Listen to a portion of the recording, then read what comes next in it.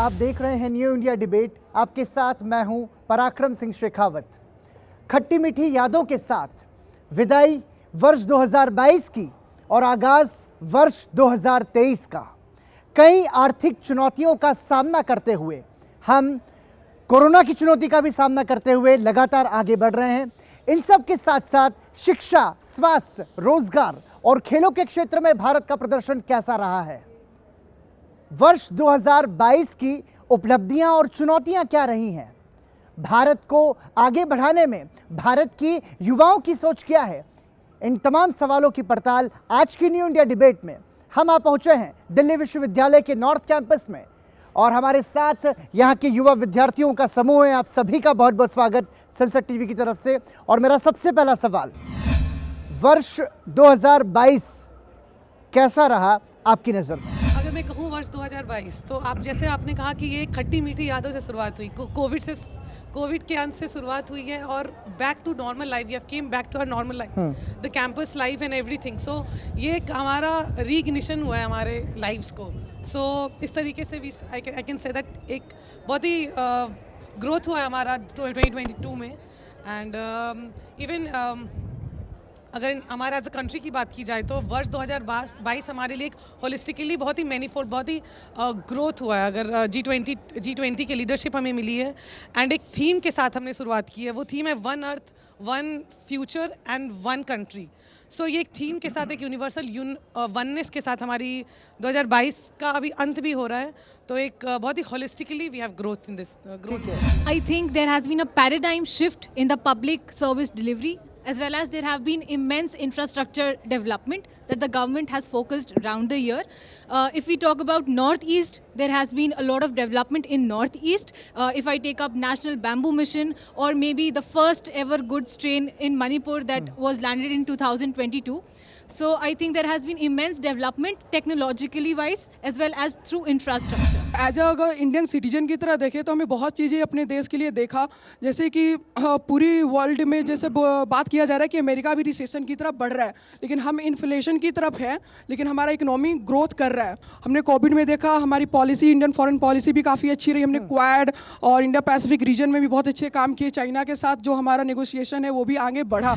यदि मैं बात करूं राजनीतिक तौर पर, यदि हम कुछ उपलब्धियों की बात करें तो हमने देखा कि राष्ट्रपति द्रौपदी मुर्मू के रूप में देश को पहली आदिवासी महिला राष्ट्रपति मिली और वो ऐसी रही हैं जिन्होंने स्वतंत्रता के बाद जिनका जन्म हुआ है। तो आप कैसे देखेंगे राजनीतिक तौर पर कुछ उपलब्धियों को? ये अपने आप में दर्शाता है कि जिस भारत की कल्पना करी गई थी नेहरू, पटेल, गांधी ने, कि एक ऐसा भारत होगा जो समानतावश होगा, जहां हम ये कह सकते हैं कि सारी जातियां, सारे धर्म एक साथ होंगे, ये उस बात को दर्शाता है। अपने आप में अंततः इस बात का मूल्यांकन हो रहा है कि जो स्थिति है वो पहले से बेहतर हो रही है, हम आगे बढ़ रहे हैं। आप देख रहे हैं कि जो आदिवासी राष्ट्रपति हमारी हुई है, ये अपने आप में कितनी बड़ी हमारी उपलब्धि है, जिसको जो इस सरकार के कट्टर विरोधी भी होंगे वो भी इस बात को नकार नहीं पाएंगे। 2022 में जो उपलब्धियां हमारी रही हैं उसमें हम काफ़ी चीज़ों को देख सकते हैं, चाहे वो महिला सशक्तिकरण हो या फिर खेल के सेक्टर में हो। किस तरह से इंडिया इंक्लूसिव भी बना है काफ़ी हद तक, नॉर्थ ईस्ट का इंक्लूजन काफ़ी हद तक हुआ है।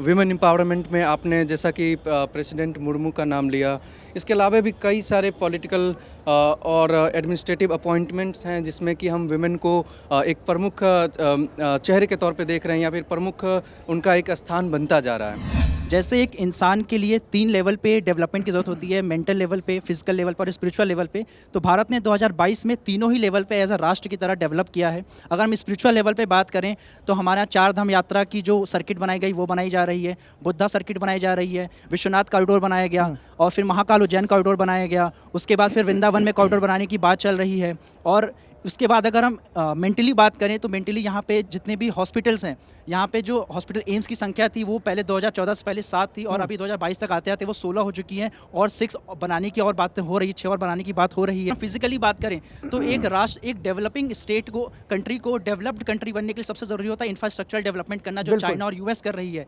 और इसी में अभी भारत थोड़ा पीछे है, पर भारत ने पूरी तरीके से जोर लगाकर गति शक्ति, जो बहुत बड़ा मल्टी लॉजिस्टिक प्लान है इंडिया का, जिसपे सबसे ज़्यादा बजट में पैसा पैसा एलोकेट किया गया है इस बार 2022 के बजट में, तो उस पर काम हो रहा है। चाहे हम बॉर्डर के डेवलपमेंट पे देख लें, या फिर हम नॉर्थ ईस्ट को देखें, नॉर्थ ईस्ट में 22 यूनिवर्सिटीज़ बनाई गई हैं नॉर्थ ईस्ट को इंक्लूजन फील कराने के लिए। लद्दाख में पहला सेंट्रल यूनिवर्सिटी बनाई गई है। इस तरीके से हर एक लेवल पे, फिजिकल, मेंटल और स्पिरिचुअल लेवल पे भारत ने विकसित किया है अपने आप को। वर्ष 2022 के भारत की राजनीतिक उपलब्धि की बात करूं तो एक हमारा बहुत अभिन्न हिस्सा है पूर्वोत्तर का क्षेत्र। हर समय पिछड़ेपन की दृष्टि से देखा जाता रहा है, तो वर्तमान समय में वहाँ जो विद्रोही समूह हैं उनके साथ भी हमारे समझौते हुए हैं, जो एक हमारे लिए राजनीतिक सफलता काम है। अभी कार्बी अंगलांग समझौता हुआ, वहाँ के नागा विद्रोहियों के साथ समझौता हुआ, वहाँ शांति स्थापित करने की कोशिश की गई।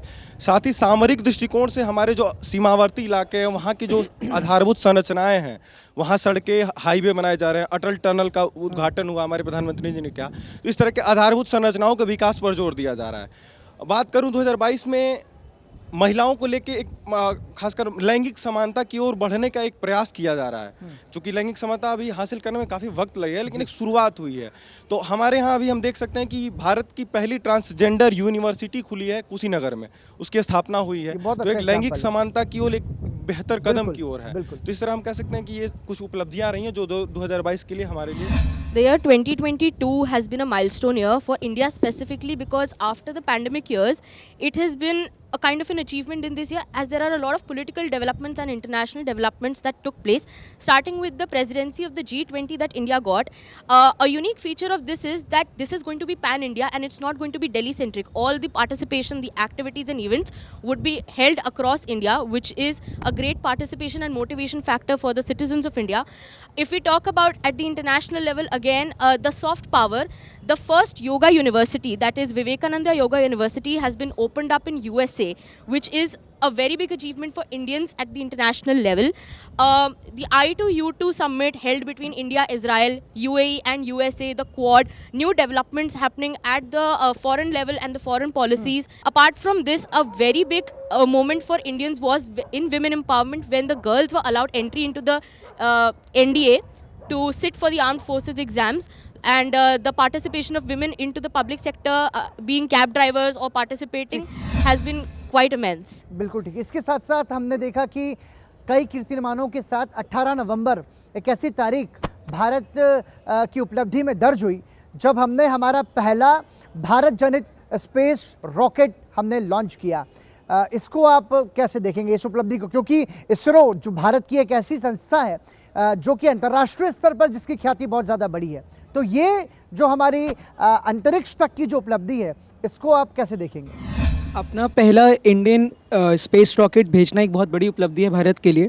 ये आगे के द्वार खोलता है प्राइवेट इन्वेस्टमेंट के लिए हमारे देश में स्पेस सेक्टर में, क्योंकि अगर हम डेवलप्ड नेशंस को देखें जैसे यूएस, यूके, इनमें ऑलरेडी प्राइवेट सेक्टर ऑलरेडी है, तो क्यों ना हमारे भारत में जब टैलेंट है, हम आउटसोर्सिंग करते हैं, तो क्यों ना हम अपने देश में खुद आत्मनिर्भरता को लेकर उसकी डेवलपमेंट की जाए। इसरो अगर कर रहा है, मतलब उसको ऐसे उसको हम फैसिलिटेट कर रहे हैं, तो वो बहुत अच्छा है। उससे हमारे पास यहाँ पे फॉरेन करेंसी आएगी। और कई बार होता है कि हमारे यहाँ पे बहुत सारे जो कंट्री हैं वो इसरो को करते हैं कि कहते हैं आप हमारे प्लीज़ स्पेस सैटेलाइट्स लॉन्च कीजिए, पर ड्यू टू बहुत सारा वर्क होता है उनके पास, तो वो नहीं कर पाते। तो उस जो स्पेस है वो हमारा ये जो स्पेस रूट है वो पूरा करेगी उसको। हमारे यहाँ पे फॉरेन उपलब्धियों के साथ साथ बहुत ज़रूरी है कि हम चुनौतियों पर भी बात करें, और किसी भी विषय के साथ हम न्याय तभी कर सकते हैं जब हम उसके दोनों पहलुओं को समझें।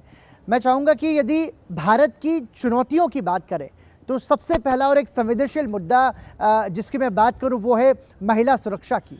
और हाल ही में हमने देखा कि देश की राजधानी में फिर से एक एसिड अटैक हुआ। जब निर्भया कांड हुआ था उसके बाद जो क्रांति देश में देखी थी, हमको लगा था कि अब ठीक होगा, स्थितियां बदलेंगी, लेकिन निर्भया के बाद हमने हैदराबाद कांड देखा, और हैदराबाद के बाद हमने फिर से ये एसिड अटैक देखा, और उसके बाद न जाने ऐसे कितने सारे उदाहरण हैं जो कि महिला अपराध को सामने लाते हैं। मैं चाहूँगा कि महिला सुरक्षा को लेकर आप लोगों की क्या राय है?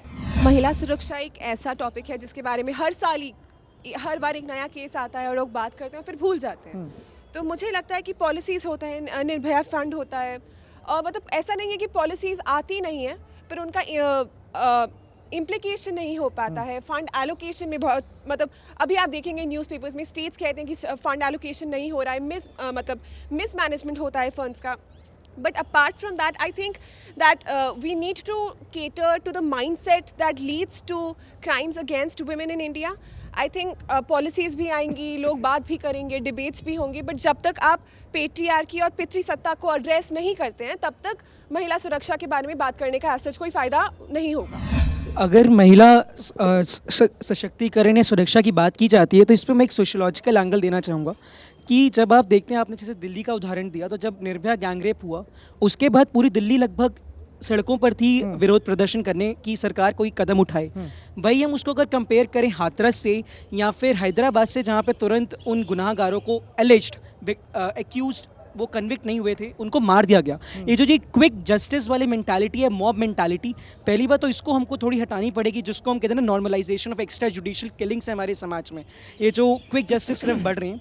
और दूसरी पब्लिक कॉन्शियसनेस जगानी पड़ेगी कि जब एक इतना गरीब घर की लड़की का बलात्कार होता है तो सब अपने घर के सोफों पे आराम से बैठकर टीवी पे निंदा करते हैं, लेकिन सड़कों पे कोई नहीं उतरता। और वही एक मिडिल क्लास लड़की का जब गैंगरेप हुआ तो पूरा दिल्ली, क्योंकि उसमें रिलेटेबिलिटी थी कि ये एक बहुत बड़ा कारण है कि जो हमारे गरीब शोषित और जो कहते हैं ना वंचित तबके हैं वो पीछे रह जाते हैं और सरकार उन पर ध्यान नहीं दे पाती, because it is all about public consciousness at the end of the day. महिला सुरक्षा की बात हो रही है तो यहाँ एक बात कहना चाहूँगा कि केवल उनके लिए कानून बनाना काफ़ी नहीं है, कानूनों का बेहतर तरीके से क्रियान्वयन हो। दूसरी बात क्या है कि सामाजिक जागरूकता बहुत ज़रूरी है। चूँकि पितृसत्तात्मक संरचना है, वो जब तक संरचना टूटेगी नहीं तब तक महिला सुरक्षा को पुख्ता बल नहीं मिलेगा।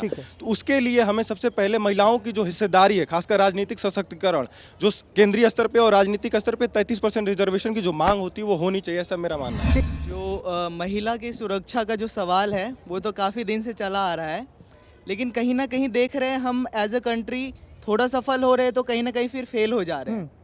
तो इसी को मतलब दर्शाते हुए किसी कवित्री ने बहुत बढ़िया लिखा था उसके लड़कियों के ऊपर कि घर में बटाती हाथ रहती है माँ के साथ, पिता की समस्त बाधा हरती है बेटियाँ, बेटे हो उदंड भले दुखा दे आपका दिल, कष्ट सह के भी धैर्य धरती है बेटियाँ। प्रश्न यह सबके समक्ष है आज कि नित्य प्रतिदिन क्यों मरती है बेटियाँ। ये जो एसिड अटैक दिल्ली में हुआ है तो इस पे सबसे पहला क्वेश्चन ये आता है कि that acid was available on Flipkart. So इतने साल even after acid ban and आज भी अगर कमर्शियल वेबसाइट्स पे ये एसिड अवेलेबल है तो ये सबसे पहला क्वेश्चन की पॉइंट है, how can we even bot this. I have a different opinion from, like a lot of them would not agree, but women also carry the patriarchal notion, you know, they are equal supporters of patriarchy. मतलब जो हमारे समाज में चला आता है, जो दादियाँ हैं या जो जितने लोग होते हैं वो भी बोलती हैं हाँ ठीक है, जैसा मेरा हस्बैंड मुझे बोलेगा मुझे बोलेंगे, या होता है ना कि मुझे जाने का अलाउंस कर रहे हैं नहीं कर रहे हैं, तो वो भी उन पे डिपेंडेंट है। Obviously it is very much rooted in the main, it's all about men in patriarchy, but women are equally carry it forward, you know. यूं ही अभी 2-3 दिनों पहले मैं चल रहा था ऐसे ही मेट्रो में बैठ के और मैं न्यूज़ खबरें पढ़ रहा था और उसमें एक चीज़ दिखी, ये ऐसा ही कोई किस्सा था। उस समय 2-4 लाइनें मेरे दिमाग में आई कि क्यों जिस्मानी भूख की लपटों में जलती उसकी आज़ादी है, क्यों जिस्मानी भूख की लपटों में जलती उसकी आज़ादी है, क्यों सूर्यास्त से पहले ही घर जाने की लाचारी है, क्या यही अपराध हुआ उससे, क्या उसकी है बस यही खता कि हैवानों की बस्ती में उसने जन्म लिया बनारी है। हर बाप कहर में जीता है, हर माँ होती है परेशान, घर लौटने में बेटी को हो जाती है कभी शाम, दहशत में सांसें लेते हैं अटकी रहती है सबकी जान, कहीं रास्ते में आते जाते उसे देख न ले कोई है। So when we talk about women's security, you know, we first need to realize how we've been very strong culturally, and it has been very clear from what all others have said that we make n number of policies and n number of funds we have, but then unless we are morally upright, nothing can be successful. So when we are culturally so strong, we've got scriptures like Bhagavad Gita, and once we switch to these scriptures, I feel these should be made integral part of Indian education system. Why? Because these teach us self-control, and that is how you learn to respect women.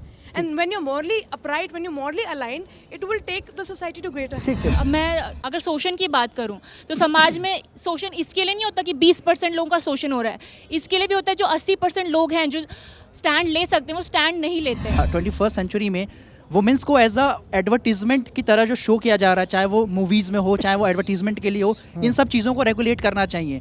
Women's को इसके खिलाफ आना चाहिए कि ऐसे इस तरीके से वुमेंस को मतलब एज अ मतलब पोस्टर की तरह इस्तेमाल ना किया जाए। भारत को कोरोना से का सामना यदि करना है तो उसको पूरी प्लानिंग के साथ में, पूरी तैयारी के साथ में, जैसे सरकार ने मॉक ड्रिल अलग अलग हॉस्पिटल्स में उन्होंने की, समीक्षा की उसकी कि क्या स्थिति है, क्या तैयारी है।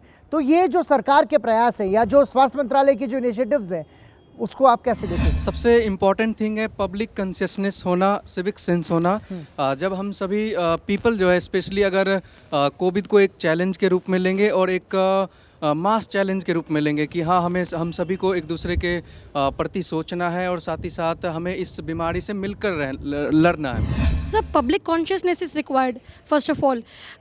हमारे आदरणीय प्रधानमंत्री जी के द्वारा समय समय पर हमें इस बात के सूचित भी किया गया है, एंड इवन स्वास्थ्य मंत्रालय के द्वारा भी समय समय पर ये सूचित किया जाता है कि पब्लिक कॉन्शियसनेस वैक्सीनेशन ड्राइव्स में पार्टिसिपेट करना, it is our duty.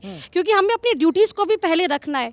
Rights are rights, but हमें अपनी ड्यूटीज़ को समझना है कि वैक्सीनेशन ड्राइव्स में पार्टिसिपेट करना एंड एक प्रॉपर एक दूरी बनाकर रखना, एक सामाजिक दूरी बनाकर रखना, मास्क पहनना, these all are basic prerequisites अगर हमें कोविड से फाइट करना है। कि हम लोग वासुदेव कुटुंबकम को फॉलो करने वाले लोग हैं, तो हमने अदर कंट्री जो गरीब कंट्री थे, अफ्रीकन कंट्री और साउथ एशियन कंट्री, जो अदर कंट्री जहाँ भी दे सकते हैं, इवन वर्ल्ड में जब वैक्सीन की बात आई तो पेटेंट राइट हटाने की भी सपोर्ट किया था इंडिया ने। सतर्कता और कॉन्साइसनेस बढ़ाने की ज़रूरत है, लेकिन हमें ये दिमाग में लाना चाहिए ये कोरोना कभी पॉलिटिकल टूल ना बने। जिस तरीके से हमने देखा वेस्ट बंगाल में जो इलेक्शन हो रहे थे और कोविड की सेकेंड वेव आ रही थी और हर एक पार्टियाँ यहाँ पे इलेक्शन कमीशन को इस पर हमारे पूरे देश को जागरूक होने की ज़रूरत है कि अगर ये कोरोना है तो हमें सबको सतर्क होना होगा, इलेक्शन कमीशन को भी सतर्क होना होगा। अगर हम बात करें कोविड में और गवर्नमेंट इम्प्लीमेंटेशन और एग्जीक्यूशन की, तो हाँ, बहुत स्तर पर गवर्नमेंट काफ़ी अच्छा काम कर सकी है। बी इट वैक्सीन डिप्लोमेसी, हमने हर जगह अपने हर कंट्री में अपना परचम लहराया। सीरम इंस्टीट्यूट ने हमारा पहला वैक्सीन बनाया। लोगों को ऑलरेडी पता है कि क्या हो चुका है, तो अब एक sense of moral responsibility citizens की भी बनती है कि वो अपनी तरफ से जो रेगुलेशंस और प्रिकॉशंस है उसको प्री टाइम्स में लेना शुरू कर दे, प्री कोविड टाइम्स में। और दूसरी बात, क्योंकि ये सब हो चुका है तो एक तरीके से India infrastructure wise, hospitalisation wise, doctors और जितने भी हमारे फ्रंट लाइन वर्कर्स हैं उन्हें अब पता है कि क्या स्टेप आगे लेना है, तो उस तरीके से हम तैयार हैं। कोविड लॉकडाउन लगा और जब डेवलप्ड नेशंस में trenches of money were given to the public through direct transfers और व्हाटसोएवर, तो यहाँ पे भी मांग हुई कि जैम ट्रिनिटी को यूज़ करके हम पब्लिक के हाथ में पैसा दें कि वो सेविंग करें या स्पेंड करें।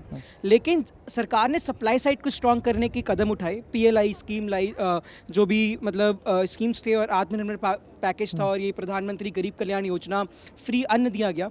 तो ये, और आज जब हम रशिया यूक्रेन वॉर के बाद जो इन्फ्लेशन की स्थिति देखते हैं, तो ये उन स्थितियों का ही परिणाम है कि आज हम उन US UK जैसी इकोनॉमीज़ के मुकाबले काफ़ी एक अच्छे स्तर पे हैं इन्फ्लेशन के मामले में, और हमारी अर्थव्यवस्था बिल्कुल चरमराई नहीं कि इन्फ्लेशन 20%, 30%, 40% नहीं पहुंचा, क्योंकि हमने खुला पैसा लोगों के हाथ में नहीं दिया था। और ये प्रिकॉशन आगे भी अगर लॉकडाउन लगता है तो हमेशा सरकार को याद रखना चाहिए। इसी से जुड़ा हुआ सवाल मेरा, देखिए, कोविड की वजह से वैश्विक मंदी आई और बावजूद इसके भारत दुनिया की 5वीं सबसे बड़ी अर्थव्यवस्था के रूप में उभरा है।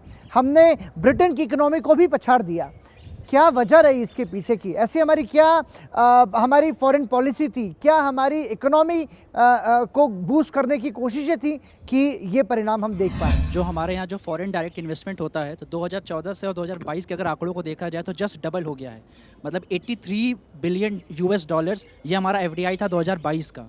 100 बिलियन डॉलर था रेमिटेंस, जो ऑल ओवर वर्ल्ड में सबसे ज़्यादा इंडिया को आता इस बार आया था। मतलब बाहर से जो NRIs पैसा भेजते हैं, ये सबसे ज़्यादा था। उसके बाद जो हमारा इन्फ्लेशन जो रेट है, वो हम जैसे इन्फ्लेशन रेट का ये फॉर्मूला होता है कि 2 to 6 प्लस माइनस होता है, पर हमारा इन्फ्लेशन रेट जो है वो 4 से 5 के बीच में, उससे ऊपर उन्होंने बढ़ने नहीं दिया भारत सरकार ने। और जो हमारी जो ग्रोथ रेट है, जो GDP की जो ग्रोथ रेट है, वो 6% 7% तक वो चली लगातार बढ़ रही है। भारतीय सरकार के द्वारा जो फिस्कल स्टिमुलस पैकेजेस दिए गए, जैसे 1.7 ट्रिलियन के पैकेजेस मार्च 2020 में अनाउंस किए गए, उसके बाद 20 ट्रिलियन पैकेज हमारे आदरणीय प्रधानमंत्री जी के द्वारा अनाउंस किया गया और आत्मनिर्भर भारत की जो नींव रखी गई है, ये कहीं ना कहीं हम लोगों को आगे इस वैश्विक मंदी के दौरान भी हमें आगे बढ़ाया गया। और जिस प्रकार हम देखते हैं कि पिछले दशक में भारत 11वें स्थान पर था और इस बार हमने अपना 5वां स्थान जो हासिल किया है, ये जो हमारा आत्मनिर्भर भारत का जो एक पैकेज रहा है, इसके अंदर जो 5 मेन कंपोनेंट्स पर हमने ध्यान दिया, दैट वाज इकोनॉमी,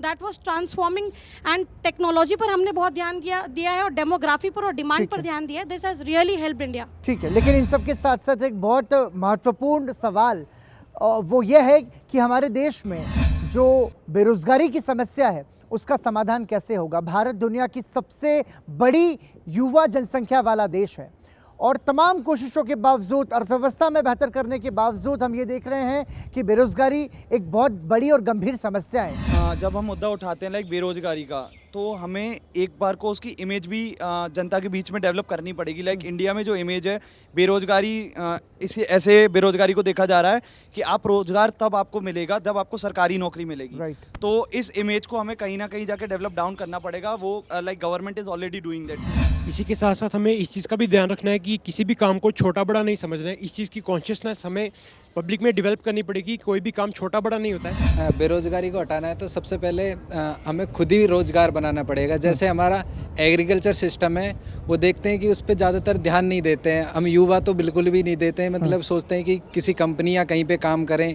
लेकिन अगर हम चाहें तो हम उसको नीचे से छोटे स्तर से हम उसकी शुरुआत कर सकते हैं। हमारा जो है एजुकेशन सिस्टम, उसका भी एक बड़ा रोल हो जाता है बेरोज़गारी को डिस्कस करते समय। तो हमारा एजुकेशन सिस्टम है जो मोस्टली रहा है वो जॉब ओरिएंटेड रहा है, उसको स्किल ओरिएंटेड बनाने की ज़रूरत है जिससे हम MSME सेक्टर में, स्टार्टअप्स में और आगे आ सकें। हमें उन सेक्टर्स पे फोकस करना चाहिए जिसमें ज़्यादा लेबर लगते हैं। और हम जनरली ये कर रहे हैं कि टेक्नोलॉजी के साथ हम ऐसे सेक्टर की तरफ बढ़ रहे हैं जहाँ पे लोग कम वहाँ पे रिक्वायर्ड हैं, और हम उन सेक्टर से पीछे भागते जा रहे हैं जहाँ पे लोग ज़्यादा, जहाँ पे इफेक्टिव उनको हायर किया जा सकता है, जॉब दिया जा सकता है। तो उन सेक्टर पे हमें ध्यान देना मैन वर्सेस मशीन, ये भी again it's a debatable topic. वही जो ये कह रहे थे, जैसे इंडस्ट्रियल सेक्टर है उसमें सबसे ज़्यादा सर्विस कर सकते हैं अपन, तो उसका जो अपना GDP में कंट्रीब्यूशन है वो कम है। जैसे दूसरे देश है जो डेवलप्ड नेशंस है उनमें इंडस्ट्रियल सेक्टर का जो कंट्रीब्यूशन है GDP में वो ज़्यादा है,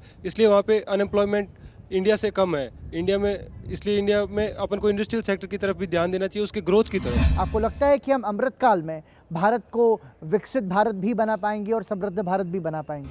अमृतकाल की बात करते हैं, हमने शुरू किया था जय जवान जय किसान और अब जय विज्ञान भी उसमें जुड़ चुका है। तो मैं जय जवान की बात करना चाहूँगा। जो फार्म लॉज आए थे वो बहुत बढ़िया थे मेरे मुताबिक, और सरकार ने उसको पॉलिटिकल वोट बैंक या जिस भी कंसिडरेशन से कहिए उसको डिट्रैक्ट करा।